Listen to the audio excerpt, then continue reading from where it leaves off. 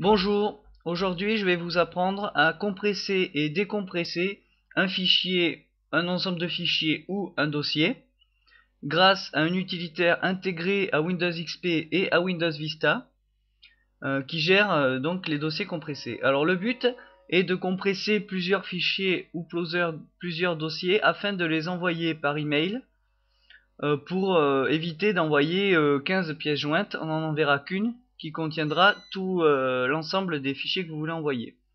Alors, on va procéder comme ceci. J'ai créé un dossier avec à l'intérieur 10 photos. Il y a 10 photos, donc ce que je veux faire, c'est envoyer ces 10 photos par email. Je ne veux pas envoyer 10 pièces jointes, je veux envoyer une seule pièce jointe avec les 10 fichiers. Alors, comment je vais faire? Je vais tout d'abord tout sélectionner, donc l'ensemble des photos. Alors j'ai deux solutions, soit je reste appuyé, je clique gauche et je reste appuyé là où c'est vide et j'encercle toute ma sélection. Vous voyez que ça a tout sélectionné. Soit je fais CTRL A, ça sélectionne tout aussi. Voilà. Donc à la suite de ça, une fois que j'ai tout sélectionné, je clique droit sur une des photos sélectionnées. Et là, je fais envoyer vers dossier compressé. Là, on clique. Et là, nous demande de renommer le dossier compressé. Donc on va appeler ça photo. Voilà.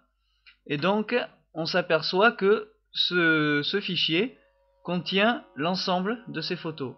Donc là-dedans, il y a l'ensemble de ces photos. Alors, vous pouvez maintenant très facilement créer un email et envoyer en pièces jointes ce dossier compressé.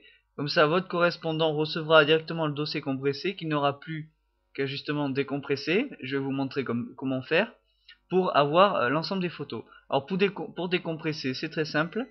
Vous cliquez droit sur le dossier compressé. Vous choisissez si vous avez l'option extraire tout. Sinon, si vous avez l'option extraire ici, vous choisissez extraire ici. Alors voilà. Donc là, évidemment, j'extrais les photos dans le même endroit où se situent les photos dont j'ai créé l'archive.